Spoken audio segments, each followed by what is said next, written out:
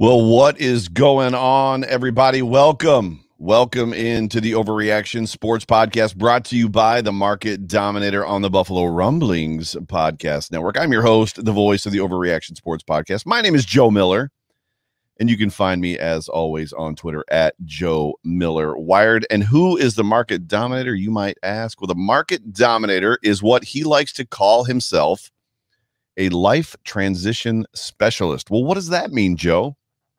Well, what that means is if you've got a big event in your life coming up that involves a move, whether it's in town or moving villages or changing towns, maybe from Kenmore to West Seneca or West Seneca to Orchard Park or Orchard Park to Amherst, or even, God forbid, you're moving from Buffalo to Florida or Buffalo to California. John Spaschek is a real estate broker who I have used. He's a very good friend of mine. He's a real estate broker with the Keller Williams, and Keller Williams is the largest real estate agency in the world. How's that for credibility? And John is one of the best in Western New York. He ranks consistently in the top, I think, 5 or 10, right, of all real estate brokers in Western New York. And John is the guy that you're looking for. If you're looking to buy a home, if you're looking to sell a home, if you're looking to sell a home and buy a home, you want the best guy on your side. That guy is John and his team. Do me a favor. If you're in the market, give John a call. You can call him on his direct. Sorry, I'm turning my volume down. You can call him on his direct cell phone. It's 716-570-3298. The number again, 716-570-3298. Or you can reach him on his email, yourelitebroker@gmail.com. You can also find him on Twitter. His handle is @yourelitebroker, and John is also Bill's Mafia. I want to welcome everybody. That's in the chat, that's in here live with me right now as we are jumping in and doing this thing live. I'm flying solo once again tonight. I know I teased all of you with an episode 2 of Joe Marino, but with the holiday, Joe had some things come up, and that's expected, and that's all right. And he sent me many apologies and was very remorseful. And I was like, bro, it's good, dude. I totally get it, and I'm totally with it. It's a holiday weekend, and things come up, and family time. And as much as we look forward to the official beginning of summer, and that kind of is, especially in Buffalo, that's what Memorial Day kind of earmarks for us. You know, when you step back and you look at what Memorial Day is actually about, I'm not going to fault anybody for spending time with family and doing what they have to do as far as just this holiday goes. So hopefully next week we'll get Big Joe from the Locked On Bills podcast back on the show, and we'll finish up episode 2 of ranking, or I should say going through the Buffalo Bills 2021 opponents based on quarterback, based on major additions and subtractions, and then also based on home field advantage or not. But regardless of that, I'm so glad you guys are here. Whether you are a first-time listener or a long-time listener, if you're in the chat right now listening to me live, which is a unique way to listen to a podcast, because as much as I'm going to open this up for a couple questions at the end, it's kind of like you just kind of sit in and listen and watch me talk into a microphone via YouTube, which is maybe just a little bit strange. But I'm glad you're here. And whether, as I always say, this podcast finds you around a cup of coffee, on the commute to or from work, at the gym with your AirPods in, or simply watching me live right now on YouTube. But let me just one more time say, welcome. It's so good to have you. I just told you a second ago that Joe Marino is not going to be with us, which is fine. We love Joe. Joe's a good dude. Also, in case I was just talking with Chris Jenke, the real Chris Jenke, in the chat before the show started, we are literally 2 months away from the NFL training camp starting. 2 months away. Now they're talking about training camps going off this year as per normal. And my expectation, and I'm nobody in this world, my expectation is training camps are going to happen as per normal. Now, what they're going to do about inoculations, vaccination proofs, masks, things like that as it pertains to COVID, I don't know. One thing I do know, August is still a long ways away. And when you look at how fast we are returning to normal, I would expect, it's my expectation that we are going to be able to see each other, right, at training camp this year. And I would tell you, all of you, if you've never been to training camp before, go. Make it a point to go. It's a lot of fun. It's a very relaxed situation. You get to see a lot of the players, not completely up close, but definitely not from the upper deck 15 rows up either. You get to see the players. You kind of get to interact. There's times they'll sign autographs. It's a really great thing. So I guess that's my first question. Are you going? If training camp happens for the Buffalo Bills this year at St. John Fisher College, like we hope it does, like we expect it does, are you going? And if you are going, and if you are a veteran, I've gone to, keep in mind now, don't be mad at me. I lived in Ohio for 13 years. I've been to, I think, 4 different training camps, and this was much previous to me being a part of any type of podcasting group or in doing what I'm doing right now. Like, it literally was me driving up from Ohio. I would bring my daughter and then driving home. The last one we went to, I believe, was 2019 when we just first moved back to Buffalo. But my question is this: are you going? And if you are going and you're a veteran of the training camps, where are the meetups?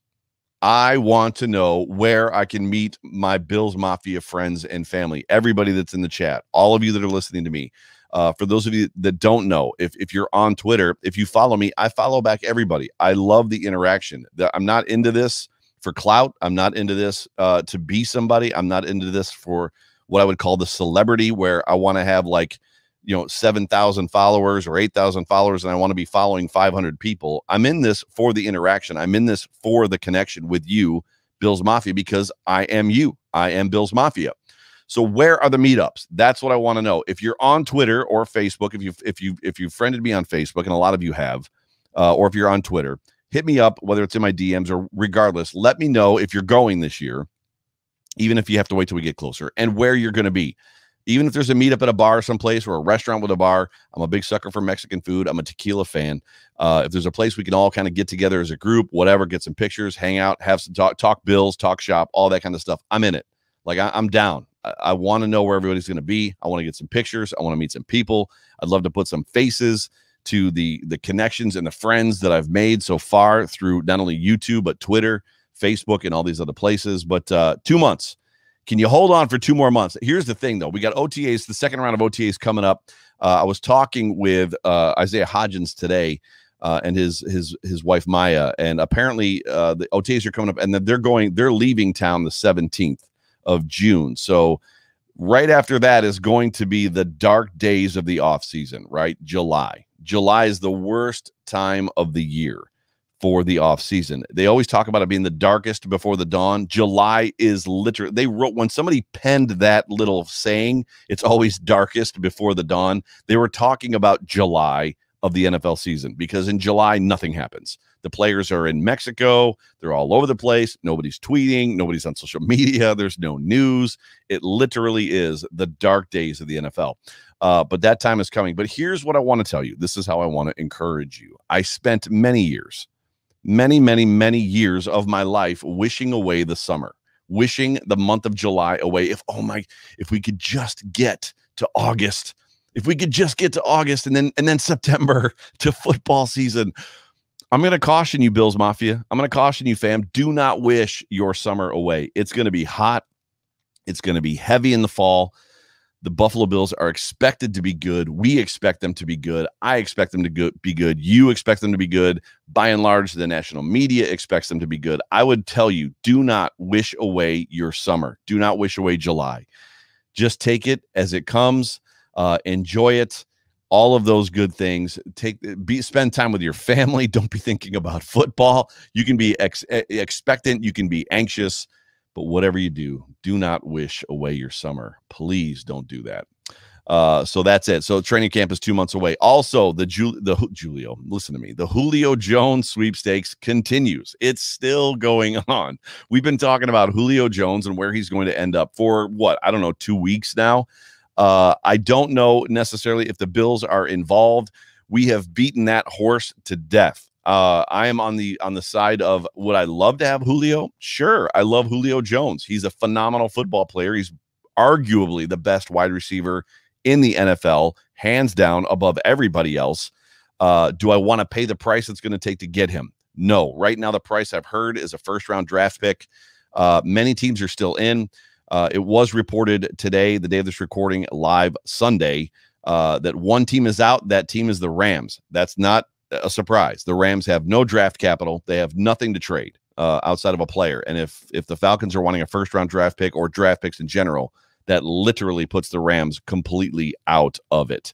The chat is rolling. Got a whole bunch of people up here in the chat. It's so good to see all of you guys. My guy, Richard Rush. Peter's in here. Chris Jenke, as I said. Steve Lynn. Daniel Gowers is in. Thank you guys so much. And that's another thing, too. For those of you, the several thousand of you that listen to this podcast on Monday, Tuesday, and Wednesday, if you want to be a part of the live broadcast, jump in 9 o'clock Sunday nights on YouTube. Robbie's in the chat. It's so good to see everybody here, and you can be a part of this conversation. You can be a part of what's happening live as they kind of take what I say and run with it a little bit. And then again, I'm going to open it up to some questions at the end, if there are any. So the next thing I want to talk about real quick before I get to kind of the topic of the night or the topic of the day is this. Pro Football Focus, PFF, who has, they were huge Josh Allen haters, huge, as we all know. Huge. If you've been on part of social media or if you've been on social media, PFF is huge Josh Allen haters forever. And then they went through the whole process and they did the whole thing this past season when Josh Allen was like going off and he was on fire. He was in fuego. And they signed the Josh Allen apology form and I'm now a believer, blah, blah, blah, blah, blah. Well, what they've done is they've now come out and there's two posts in particular. I'm not going to talk about the interview where the one guy's talking about Josh Allen's arrogance and how his arrogance is going to hurt him because he's going to revert back to, I can make every throw, and it's going to put him into bad situations, and he's a chaos manager, and yada, yada, yada. I'm not going to talk about that. What I want to talk about is PFF's put out a tweet where they predicted Josh Allen's 2021 stats. And they predicted, if you're listening, pay attention, in a 17-game season, 4,690 passing yards, 30 passing touchdowns, and 8 rushing touchdowns. Just so you know, Josh Allen threw for a little over 4,500 passing yards in 2020. He had 36 passing touchdowns, and he had, again, 8 rushing touchdowns. And the question that I want to ask you, whether you're in the chat watching me live right now or if you're listening to this later as it's posted as a podcast, where does that sit with you? Where does 4,690 passing yards, 30 passing touchdowns, 8 rushing touchdowns, where does that sit with you in your heart? And not in a 16-game season where, if we're going to talk about the season and how it lays out, so let's just assume that this year, 2021, Josh Allen is not going to have a hurt left shoulder where he's wearing a brace on his body, on his left shoulder, which clearly affected his throwing motion and affected his ability to come through. How does 4,690, 30 passing TDs, 8 rushing TDs, a bit of a regression when you add a 17th game, so there's one extra game, right? One extra game. And if we're talking about Josh Allen not being injured. Oh, and by the way, Josh Allen is also the benefactor of a relatively easy schedule. If you look at our schedule this season, there's nobody that's going to look at that schedule and be like, oh my gosh, man, we are like up against it. Yes, we've got the Bucs. Yes, we've got the AFC East, which is one of the tougher divisions in the NFL. Yes, there's some tough games on there, but by and large, the Buffalo Bills have one of the easiest, if not the easiest, schedule in the NFL. There's a lot of wins on that schedule.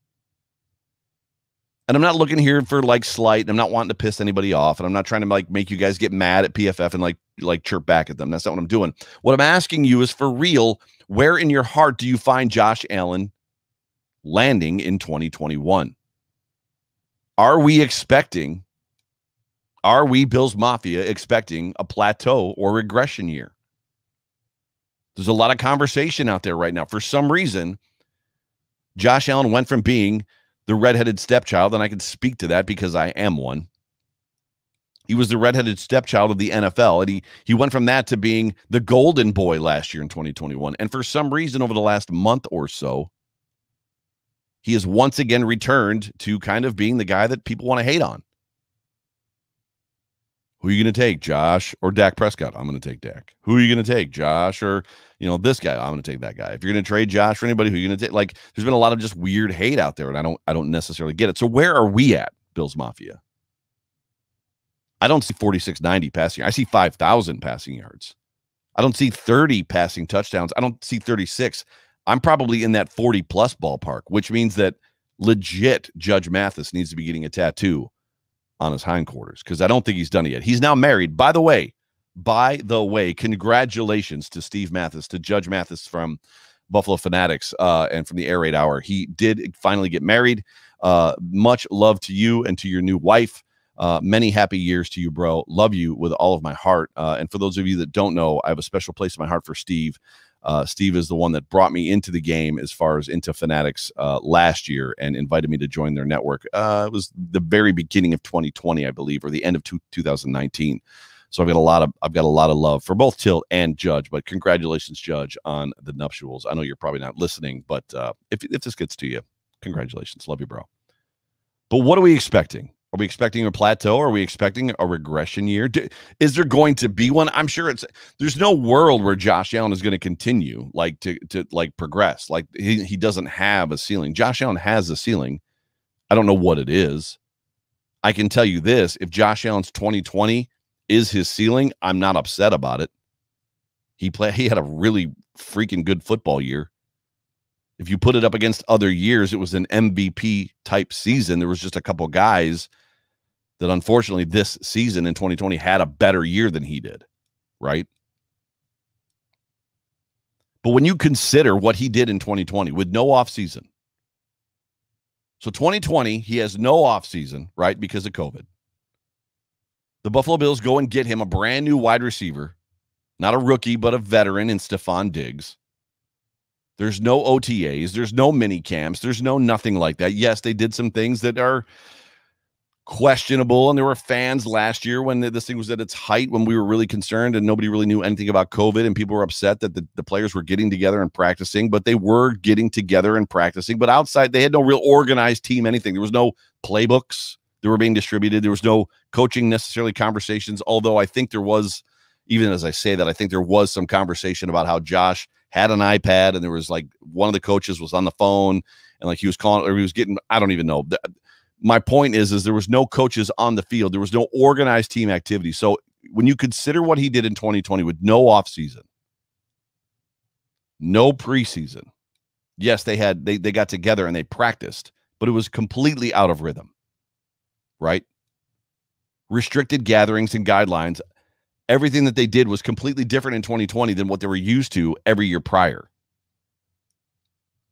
When you consider what Josh Allen went through in this football team and this offense in general in 2020, I just don't see a situation where Josh Allen has a plateau or a regression year. Oh, but Joe, there's going to be fans in the stands and they're going to be yelling and he's going to have a hard time checking in and out. Well, that's not just him. That's everybody. That's everybody. And let's not forget, as much as it wasn't Arrowhead and it wasn't, the Seattle Seahawks or one of those stadiums, or even Ralph Wilson Stadium, Rich Stadium, Bill Stadium, whatever you want to call it, Highmark Field, they were pumping crowd noise into those stadiums. Was it enough to disrupt them? I don't know that answer.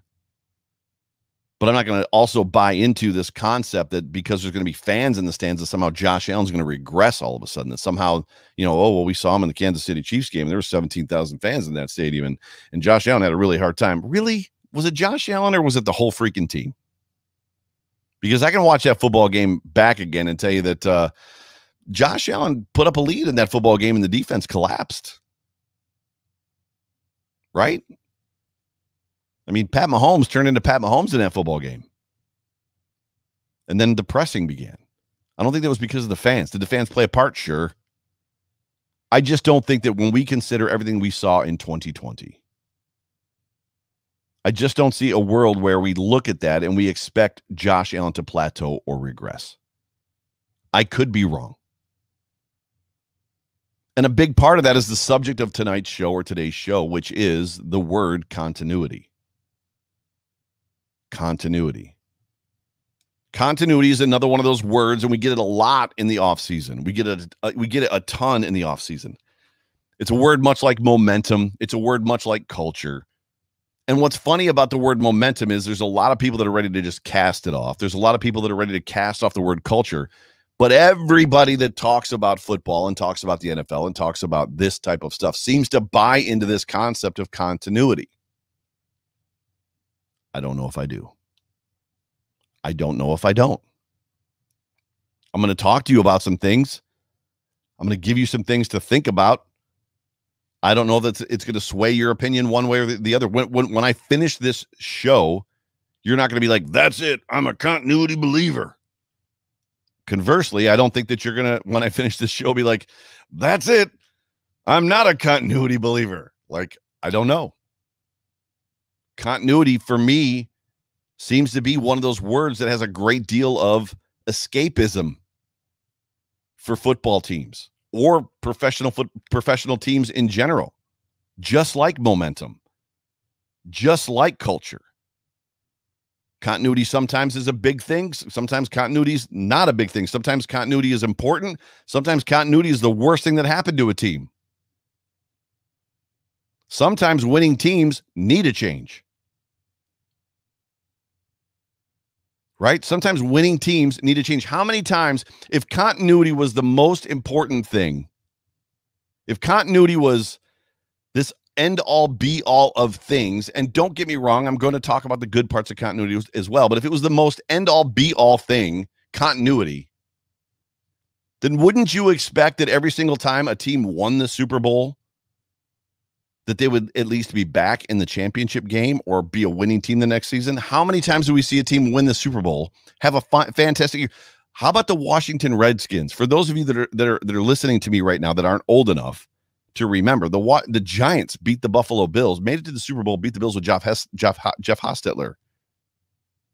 Didn't return the next year. The Washington Redskins, the Buffalo Bills to this day claim, even after being throttled by the Dallas Cowboys the next year, 52-17 or whatever that number was, they still claim that the best football team they ever played was the Washington Redskins team of the 1991 season with Mark Rippon as the quarterback. Mark Rippon was out of football not long after that football game. Where was the continuity? They brought almost the whole team back. I mean, like, they destroyed everybody the year before. They beat the Buffalo Bills, who were one of the best football teams in the world at the time. Where was the continuity? And then you look at other situations with continuity, like the Bulls, the Chicago Bulls, when you got Jordan and Pippen, and like they go to 3 in a row. You remove Jordan from the situation. They can't win a basketball game. You put Jordan back in. Guess what? They win a bunch of championships. How about the New England Patriots? Probably the best example that you can come at about the word continuity would be Bill Belichick, right? And Tom Brady. And then there's little tiny things that kind of matriculate in the middle of all that of like, well, which parts are important with continuity? I don't know. But we're going to have a very short conversation, not very short. We're going to have a decent length conversation here for a couple minutes about continuity because we're about to hear a lot about it. Brandon Beane said last year that he felt that the continuity of his football team, even with the COVID year, if there was going to be a season in 2020, the continuity of his football team was going to help his team. Dare I say it didn't? When you think back to 2019, and you think back to what the Buffalo Bills were, who they were as a football team, the only semblance of continuity that came out and showed itself in 2020 is probably Brian Daboll and Josh Allen. The defense was a shell of itself, 2019 to 2020. The offensive line was a shell of itself, 2019 to 2020. Devin Singletary was a shell of itself, 2019 to 2020. Stephon Diggs was not a Buffalo Bill in 2019, and he was in 2020. Is it a real thing?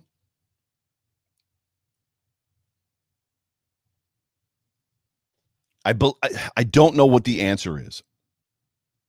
I know that the Buffalo Bills have a lot going for them in 2021 as it pertains to continuity, as do a team like the Tampa Bay Buccaneers.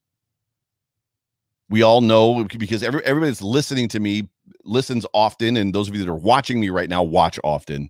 We all know that the Buffalo Bills are returning 21 of 22 starters, and arguably the one different guy, Emmanuel Sanders, is possibly potentially in a slight upgrade from John Brown, who we all love. Right?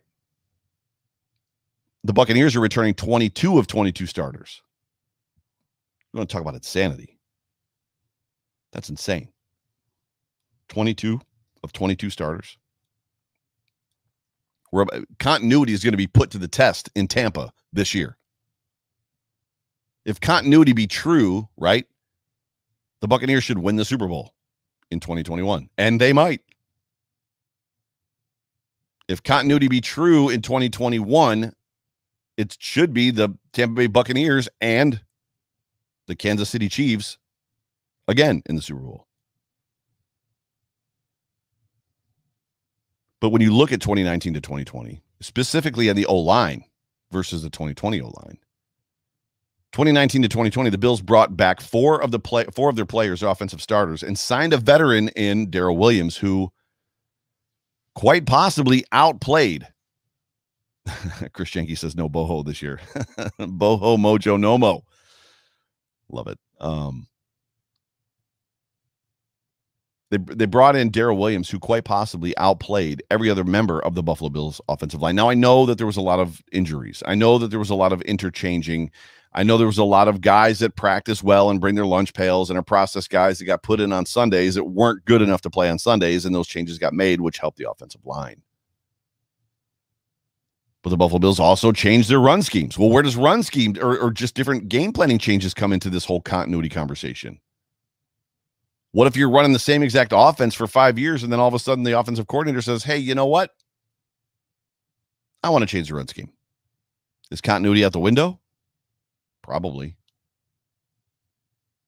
What if you have a preseason and you don't have a preseason? What if you got a new running back and a guy named Zach Moss, who, by the way, I met Zach Moss today.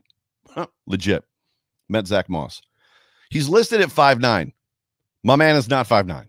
I'm 6 feet tall, and my guy was almost as tall as I am. So Pro Football Focus and Pro Football Reference and all these places that have him listed at 5'9", they need to fix their stats because that dude is every bit of 5'10 and a half, 5'11". He's almost as tall as I am. I was surprised. I was expecting him to be short, and he was not. I was like, whoa, that's a big dude. Sidebar. Sorry, rabbit trail. And in regards to 2019 to 2020, you have to have a conversation getting back on point. You have to have a conversation about the emergence of Josh Allen. And Josh Allen, how much of continuity's played a part in Josh Allen, or how much of Josh Allen's emergence comes from Josh Allen's, what do you want to call it? His mindset, his eagerness to learn, his competitiveness, his ability to learn, his ceiling, his, everything catching up to his talent, to his ability, and all of it beginning to mesh. I don't have that answer. Another thing that has to be considered, I'm out of water. Another thing that has to be considered when we talk about 2021 in the offensive line, and I'm bouncing around a little bit, but I'm staying in the offense,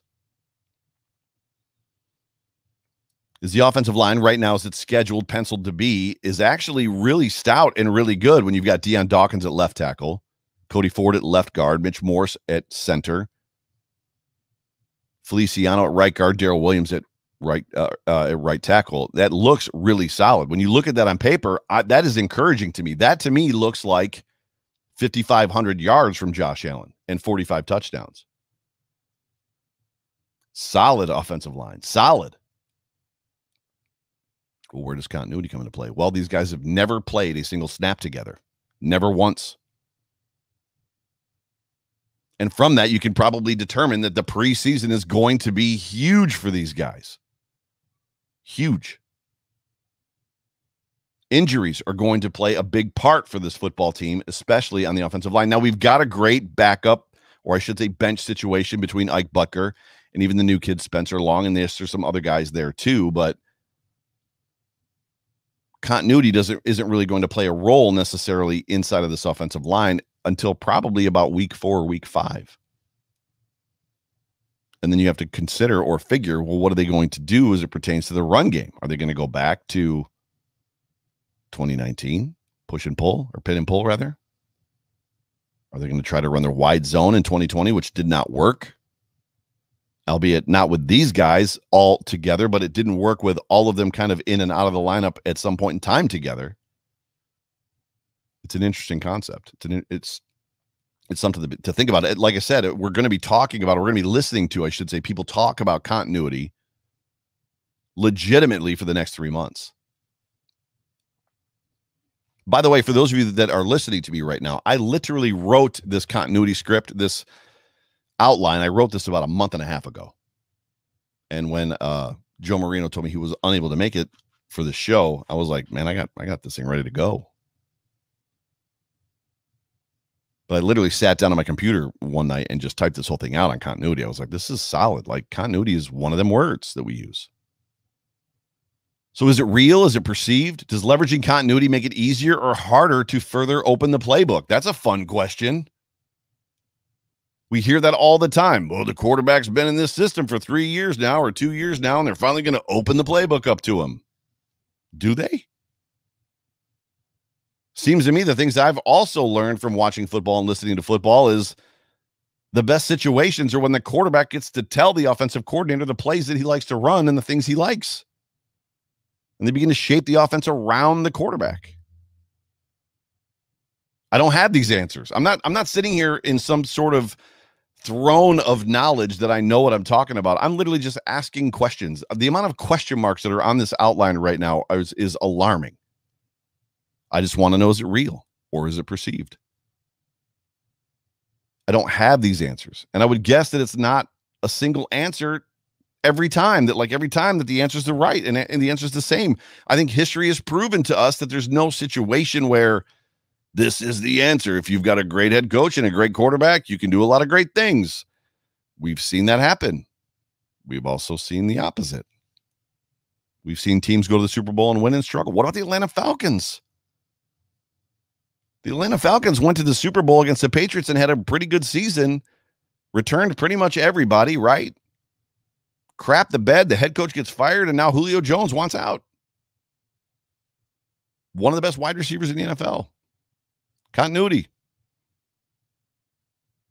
I'm not going to sit here and downplay it either. I love the fact that Josh Allen has been with Brian Daboll as long as he has. I love the fact that, some of these guys, Beasley's been with him as long as he has. I love the fact that Dawson Knox has been with him as long as he has. Now, the defense, on the other hand, I don't know that continuity has helped the defense too much. And there is as much continuity as there is in the linebacking core in the defensive backfield. There is no continuity outside of Jerry Hughes, right, on the defensive line. So now we're in a mishmash of continuity. Some of us have it, some of us don't. Well, you would think that continuity puts you in a position where if I know the guy that's on my right and I know the guy that's on my left and I know the guy that's behind me or the guy that's in front of me, I know how he's going to react and how he's going to respond. I've watched him do it enough. I know that if he gets this look, he's going to do this thing. I know that if the guy that he's covering does this, that he's going to do this and it's going to allow me to do that. And it gets you into that position of not having to think when you play. And we've all heard that too. That the biggest enemy, the greatest enemy to playing in the NFL is thinking. That you are at your best, you're at your most free, you're at your talent is maximized when you're no longer thinking, you're just reacting. Your talent is reacting to what you're seeing. I would guess that continuity plays a huge part in that.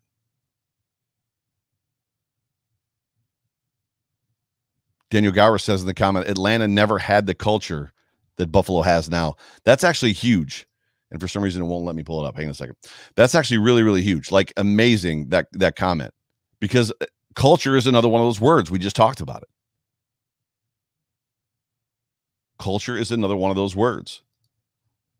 Culture is a word like continuity, like momentum. Regardless, when you think about continuity inside of football teams, and I can see people correcting me, and that's fine. I love you guys, and I love the fact that some of you know more about this stuff than I do. It's great. But every situation is different, and I think that's what you learn from it. But inside every situation, you've got player mindsets. You've got arrogance. You've got entitlement. What happens when a team comes back from having a great winning season? Player X has a blow-up season, and he turns into one of the best at his position in the league, and he comes back with a little bit of a sense of entitlement. Hey, man, I've arrived. I don't need to work as hard as I worked last year. What does that do to continuity? What happens if and that's a culture thing too, right? So culture, clearly, we could probably define to that point, Daniel, that culture is somehow connected to continuity, right? We talk about humble and hungry. That was a big word last year, a big phrase last year from Sean McDermott. Humble and hungry. Stay humble, stay hungry. Another big phrase that we hear out of this coaching staff and from these players is being the best version of themselves. I just want to be the best version of myself. Where, well, my question is how much winning do you get to where all of a sudden the player A thinks I am the best version of myself? I'm just trying to make you think, fam. I'm not telling you I'm right. I'm not telling you I'm wrong. I'm just trying to make you think. Every situation is different. Every year is different. Injuries. The fact that teams catch up to you. As much as continuity, change is probably the enemy of continuity, even inside the organization, inside of game planning. The fact is, you have to change. How many times in 20 years did we see the Patriots organization change philosophies, both on defense and offense? I mean, they were, Tom Brady, when he started in the NFL, was a dink and dunk quarterback. He was not the Tom Brady that we saw in the prime of his career. And when that kind of got slowed or whatever, they changed that 2 tight end set thing with Aaron Hernandez and Gronk that nobody could cover and nobody could stop, and they destroyed people with it. And then went back to, and there was times when they had like kind of run-focused offenses, but Tom Brady was still Tom Brady, and now they've gone back to kind of that without Tom Brady. They're trying to look back to the past, to that 2 tight end concept that nobody can stop. So that makes me ask that question too. Is change truly the enemy of continuity? I don't know. Welcome to the mind of Joe Miller. You guys hear my voice all the time. So this is the stuff that goes on in my brain. As I'm watching football, as I'm watching Bills games from 2020 or whatever that I've got recorded, I'm like, this is what I think. And then I begin to take notes and I challenge myself. Chris Janke says he's not correcting me. He's gently directing. Chris, bro, if I ever have the opportunity to get you into one of these shows as a producer to provide me information and feed me information, bro, believe me, that's going to happen. Every time I'm grasping at straws for information, Chris is hot. He's got it every time. That's the real Chris Janke, people. It's so funny. Every situation is different. Every year is different. Coaching changes happen, or as we said, schemes change. So when I say coaching changes, I don't necessarily mean that a coach changes. I mean, a coach decides one day, hey, we've got this different. We want to do something different. There's also opportunities, as we saw probably my guess in 2020, where coaches outthink themselves a little bit and they get a little bit cute. My guess is Brian Daboll prefers the wide zone scheme over pin and pull. Well, I've got my guys in this scheme. They've been in it for 3 years. They know what's going on. It's time to unleash the playbook. It's time to open the playbook and give them what I really want to do. Here it is, fellas. We're going to do the wide zone. Regardless of the fact that I don't have running backs that can play it, we're going to do the wide zone. What happens? You end up with a running game that you can't rely on at all, ever. Sounds like continuity's bad. I would definitely not say that. Continuity is a good thing, and I would lean on continuity and towards continuity more than I would lean away from it. But I think it has to be tempered, and I think it has to be more directed at what we're talking about as it pertains to continuity. Continuity in a head coach is incredibly important. Mike Tomlin, Bill Belichick. Continuity in a good head coach, not a continuity in a bad head coach, continuity in a good head coach. We hope to see Sean McDermott be the longest tenured head coach in Buffalo Bills history. It is my hope, dream, and wish, because I love the man, that in 15 years, when my daughter's having kids, that they know who Sean McDermott is, because he's still the head coach of the Buffalo Bills, because he's good. Continuity, good. Mike Tomlin, continuity, good. Bill Belichick, continuity, good. Marvin Lewis, continuity, bad. Bad continuity. I don't even know if any of this is landing with you. I'm just basically vibing off on my notes right now. So I apologize if this is missing. And if it's pissing you off, just turn it off. There'll be a better show next week when Joe Marino's on. So coaching changes happen, or as we said, the schemes change. Coaches outthink themselves. They have a tendency to potentially get cute. Cultures can be different. How does winning, I asked this a second ago, how does winning change a culture? We think it changes it positively when you've got a team like the Buffalo Bills who were garbage for 20 years, and every head coach that came in and talked about how we're going to change the culture, which is why radio stations in town said culture's not a real thing, because every head coach says it and none of them do it. It wasn't a matter that it wasn't a real thing. Those coaches just didn't know how to do it. So we think positive.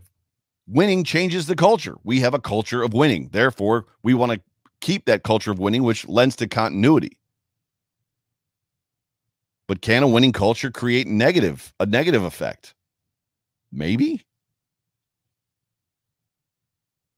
The reality is this: the expectations and assumptions will most certainly be different for this football team in 2021. We all feel it. We all went into 2020 saying, you know what? The goal this year is to be the AFC East champions, and we're going to win a playoff game. That was the goal. And we were all we were a little, on edge about it. That's what I think the goal is. If they don't, it can still be a good season, and we had some butts in there, right? And it's totally different in 2021.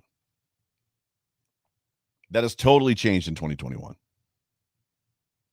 You sit there and tell me right now that your expectations for this football team have not changed for 2021 compared to what they were in 2020. And what I mean by that is your confidence in who this football team is or can be or should be. It's different. I love that comment, Richard Rush. Richard Rush says, even with continuity, you have to evolve. That's what our coaches have done. Even to a detriment. I would tell you that Brian Daboll's move to the wide zone run scheme was a detriment to this football team. But they are willing to evolve. That's absolutely true. I'm going to wrap it up, and I would tell you this. Overall, I'm buying into the continuity mindset. Specifically for Allen in the playbook. I said this a couple minutes ago. As long as Daboll doesn't change schemes wholly in the passing game, much like he did with the run game last year. Realistically, however, we are going to face coaching changes on this football team. Not this year, probably. Specifically in the coordinator roles. How is this team going to react? And I know we're getting a little ahead of ourselves because, like, Joe, you're talking about stuff like 2021 or 2022 offseason.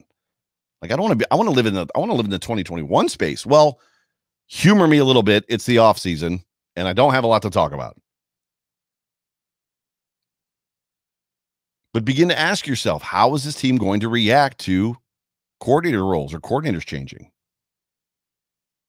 Is McDermott and Bean going to hire from within? Or are they going to hire from the outside?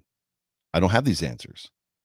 Changes are going to come to this roster. The most exciting thing about being Brandon Bean is he gets to build a roster, but it's also incredibly challenging.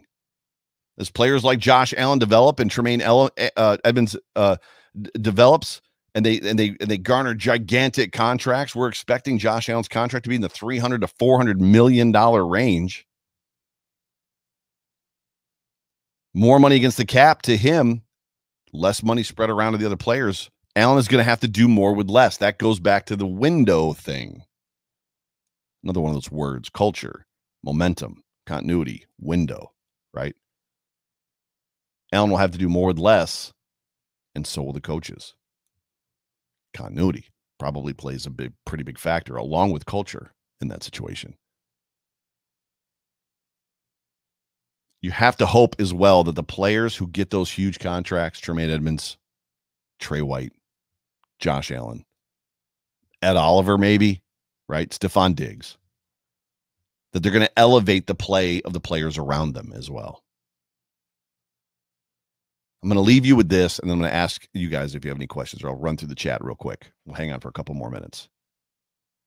Change comes for everyone. Listen to me. Change comes for everyone. Eventually, it's going to come for Allen and McDermott. And I don't mean that Allen's going to change and McDermott's going to change. What I'm saying is the stuff, the pieces around them, the stuff that they have to play with, the continuity markers around them eventually is going to change. How they respond to it is going to determine a lot. I expect them to respond very well to it. very well, because the men I see in them impresses me a lot. But I would leave you with this. Enjoy this football year. Enjoy this football year. 2021 is going to be a season for Bills fans to just, last year, as amazing as it was, 2020, and we were all in shock, living in hashtag wildest dreams land. 2021 is a year of expectation. The Buffalo Bills are slated as one of the best 3 to 5 teams in the NFL. Josh Allen is slated as one of the best 3 to 5 quarterbacks in the NFL. The Buffalo Bills are no longer basement dwellers. They're expected to win their division. They're expected to go to the playoffs. They're expected to go to the AFC Championship game. This is a season for Bills fans to enjoy. Enjoy the ride, Bills Mafia. Ladies and gentlemen, you have been watching and listening to the Overreaction Sports Podcast, brought to you by the Market Dominator on the Buffalo Rumblings Podcast Network. I'm your host, Joe Miller, the voice of the Overreaction Sports Podcast. You can find me on Twitter at Joe Miller Wired. Any questions out there? I appreciate you guys hanging on as long as you have. You guys are like listening to me monologue here for quite a bit, which is a little bit different. But I love this from Stephen Lynn. Culture reflects leadership. Winning with great leadership injects confidence. Winning with questionable leadership creates arrogance and laziness, i.e., the Eagles. That is fantastic. A great thing about culture as well, and I said this last week on the Hump Day Hotline. If you have not gotten a chance to go back and listen to the interview with Jay Spence the King and Carlos Williams, listen to him talk about the differences between culture between Rex Ryan, right? The team that he played with the Bills as a rookie, and then the culture with Mike Tomlin. It's fascinating, and it literally goes with what you just said. Richard Rush says, in the mindset, Coach Allen, Diggs, Beasley, Poyer, Hyde, Trey, they work too hard not to improve. It's super good. Chris Jenke, number one, here's a good example of continuity and evolution. We brought back Quentin Spain for continuity last year. Love this. I love where you're going. I hope you're going where I think you're going. The following year, our offense changed from run heavy to pads heavy, and Spain struggled. Absolutely. In pass protection, he was eventually let go. There's a great deal of confusion for me as to why Quentin Spain got a new contract and then was bounced for Brian Winters of all people. But you have to assume that it's about his mobility, his ability to execute that wide zone, which he was not able to do, which put him on the outs based on a scheme change. So when we hear Brandon Beane say, after he signs Quentin Spain, I like the continuity on our offense or on our team, and I think it's going to help us out. And then by week 2 or 3, one of your big continuity pieces aren't even on the football field anymore. And they're trucking a guy out there that is getting beat so bad, he's collapsing the entire side of his line with him. Where's continuity in that conversation? Right? Richard Rush says, COVID brought a lot of things into perspective. I think I need to meet my Mafia family. Oh, you're getting back to training camp, bro. Let's go. Come on, Richard Rush. Training camp sounds like a good time. That's not game time. Tailgating drunk. Laugh out loud. Chris Jenke says, I rewatched some of those Spain early games, and he really struggled in pass protection. He's so much better a run blocker. That's absolutely true, and that's probably why the run game suffered a little bit, if you ask me. I would not disagree with that necessarily at all. I'm going to scroll up here a little bit and just see what we kind of got going on. This is good. Stephen Lynn says, is it change? Or he asks, is it change or is it metamorphosis? Is continuity or consistency? Is it rather continuity or consistency in chemistry? Dude, synergy is a real thing. Synergy is a real thing. And I think that's the question that you're asking. Some players have synergy. Josh Allen and Stephon Diggs have synergy, right? The two of them together are thunder and lightning. It just works. J.P. Lossman and Lee Evans had synergy. Ryan Fitzpatrick and Stevie Johnson had synergy. There's a synergy there. So I love that comment. That's actually fantastic. Fantastic. He also says, Steve says, do you think we are changing our defensive scheme since we did not add to our one tech depth? It's basically star. They only had a one tech guy in 2019 as well. One tech guy, I should say. I don't know that they're changing their scheme. I think they like the ability to be multiple on that defensive line. And what I mean by that is when they want to be one technique and have star out there to gobble up blocks and cut Ed Oliver loose or cut whoever loose, they can do it.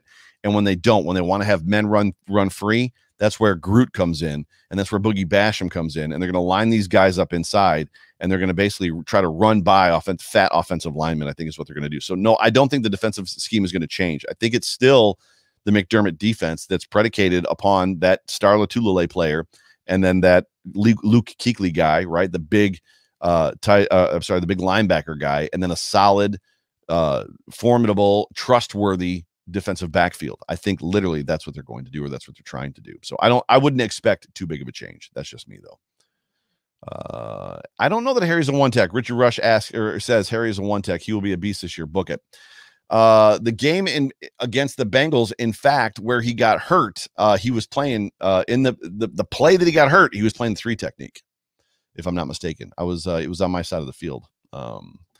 Chris Jenke asked Joe, are you happy with Josh having similar stats this year that he had last year if we are up 50-3 at half and playing Trubisky? Well, if we're up 50-3, he's going to have those stats. Is he not? I mean, wouldn't the expectation if we've scored 50 points, Josh has thrown 5 touchdowns in a game at that point in time? Yes, this is true. Chris Jenke also says Harry can play both. He's not a true one tech. Yeah, good stuff. What have we been on here? We've been on here for 52 minutes. Who's going to training camp this year? Anybody going to training camp? You guys got plans? Anybody gonna make a trip? I don't know how many of you are in Buffalo or not. I know I'm in Buffalo, obviously in Lakeview. Richard Rush is bound and determined to come to a football game this year. I know Saxa Dave from Europe is going to be at the home opener. I know there's a lot of people coming to football games this year. Not necessarily sure who's coming in or who's not. Richard Rush says Harry is 6'1", 307 and star 6'3", 315. It's not about size and measurements, Rich. It's not about them being the same size or not being the same size. Playing that position is about a technique. It's about how you play the position. So yeah, but if it's at Fisher, Chris Jenke's in Rochester. Well, bro, we're gonna have to meet up. We're gonna have to get a beer and bro hug a little bit. So I'm all about the bro hugs. So with this COVID stuff being hopefully on its way out, I'm gonna be hugging all kinds of people. I'm gonna be hugging the mafia, if you will. So I can't get my thing to scroll here. I got a new mouse and the mouse is not working. There it goes. Sean Courtney from earlier says the guard we got from the Chargers who played college football at Western Kentucky. He's been a starter for a few years in the league. I like having that available to step in anytime. I do as well. I don't know necessarily how it's going to shake out. That's the thing about this football team. That's a great question. Where does roster depth come into play with continuity? Because I don't think the two necessarily connect like a puzzle piece, like your fingers connect together. But there's something to be said for winning and for being a formidable offense or formidable defense or just a very solid coached, cultured football team. Roster depth gives you the talent that you need to keep a winning culture and winning continuity together, even though they might be different puzzle pieces. Does that make any sense? Forrest Lamp is the guy. Yes. Chris Jenke on it, as always.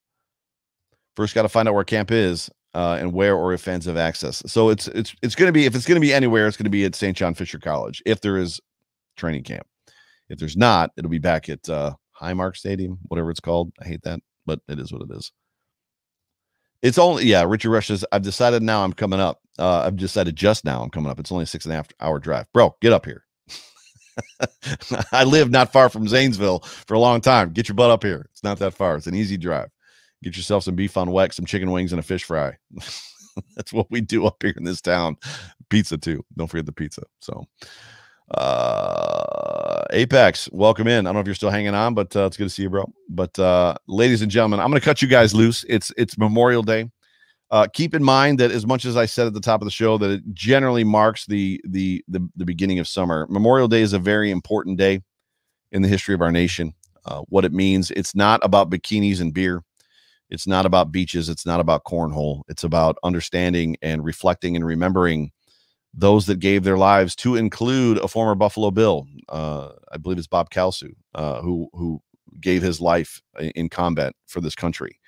So tomorrow, wherever you are, or on Monday, if you're listening to this podcast on Monday or on Tuesday, whatever, but on Monday, on Memorial Day, if you can hear my voice, whether it's Sunday night or Monday, wherever this finds you, make sure you take a moment just to think.